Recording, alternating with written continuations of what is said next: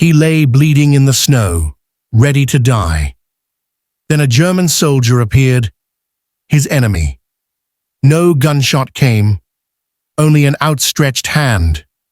What happened next changed both their lives forever. Before we dive in, make sure to subscribe and hit the bell so you never miss a story like this. The winter of 1944 was unlike any other. In the dense Ardennes forest of Belgium, snow blanketed the trees like layers of sorrow, muffling the sounds of war, but not its pain. The Battle of the Bulge had begun, and American and German soldiers were locked in brutal combat. It was cold, it was cruel, and it was unforgiving. Private Daniel Carter, a 23-year-old soldier from Indiana, lay wounded in the thick snow. His unit had been ambushed during a surprise German offensive, and in the chaos, he was separated from his platoon. A piece of shrapnel had lodged in his leg, and blood now soaked his frozen pants. He could barely move, and the biting wind tore at his skin. As the sun began to set, the shadows grew longer, and so did Daniel's fear. He wasn't afraid of dying. Every soldier had made peace with that, but he was terrified of dying alone. His thoughts drifted to home, to his mother's cooking, to his younger sister Mary's laughter, to the porch swing, where he'd sit with his father, talking about nothing and everything. He closed his eyes, praying to God for one more chance to see them again. Suddenly, the crunch of boots in the snow snapped him awake. Daniel gripped the icy handle of his rifle. Was it a German patrol? He tried to lift his weapon, but the pain in his leg was too much. He braced himself. This was it. From behind a tree, a figure emerged, a German soldier. The man was tall, dressed in a worn Wehrmacht coat with snow clinging to the edges. His rifle was slung behind his back. He spotted Daniel and stopped. Their eyes locked. Two soldiers from opposite worlds, trained to kill each other on sight. Daniel's heart pounded. He reached for his sidearm, but his fingers were numb. The German raised his hands, slowly. No weapon, no threat. Daniel blinked, confused. The soldier took a cautious step forward, then another. He knelt beside Daniel, speaking in broken English. "You hurt?" Daniel nodded slightly, his eyes wary. "Yeah, leg." The German soldier looked at the wound and then back at Daniel. His expression wasn't filled with hatred. It was concern. "Shrapnel," the German said, pointing to the injury. "Too deep. Infection comes soon." Daniel watched as the man opened his satchel and pulled out a small medical kit. With surprising gentleness, the enemy soldier cleaned the wound, poured a small amount of alcohol on it, and dressed it with a clean bandage. Daniel winced, but didn't speak. He was too stunned to protest. "Name?" the German asked after a long silence. "Daniel," he said. Still not believing what was happening, the German nodded. "Karl." The two men sat in silence as the wind howled around them. Daniel finally asked, "Why are you helping me?" Karl looked up, his blue eyes distant. "Because once I needed help too." He took a deep breath and continued, 2 years ago, in Russia. I was shot, bleeding, snow all around. A Russian farmer find me, hide me, feed me, fix my leg. I ask why. He say, because war is made by men, but kindness is made by God. Daniel swallowed the lump in his throat. Karl looked around the forest. War makes men into monsters, but we don't have to become one.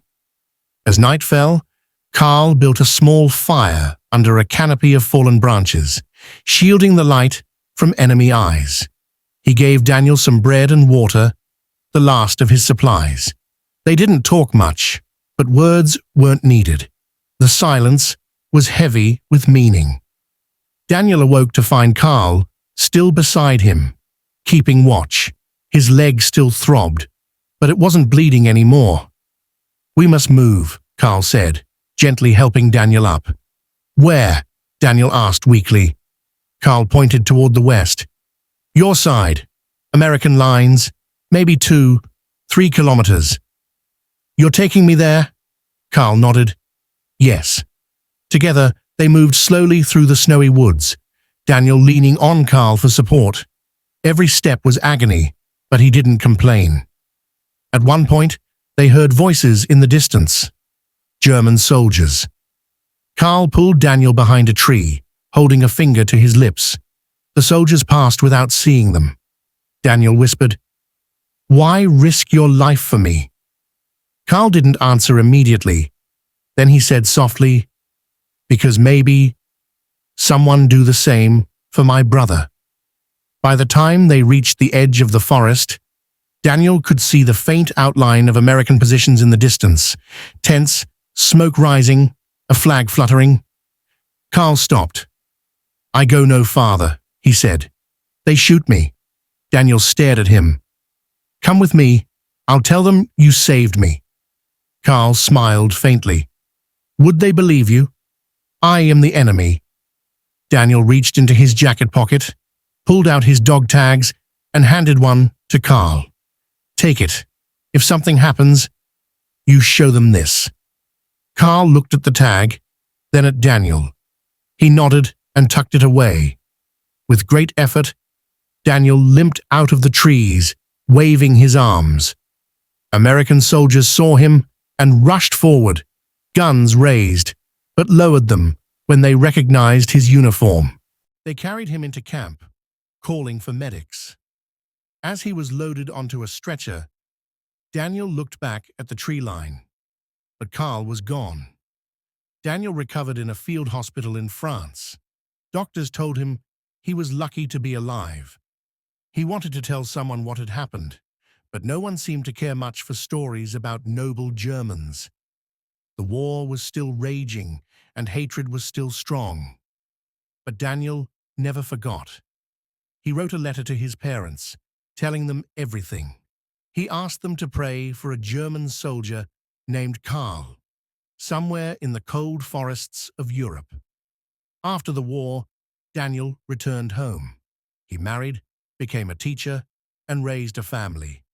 But Carl's face never left his memory.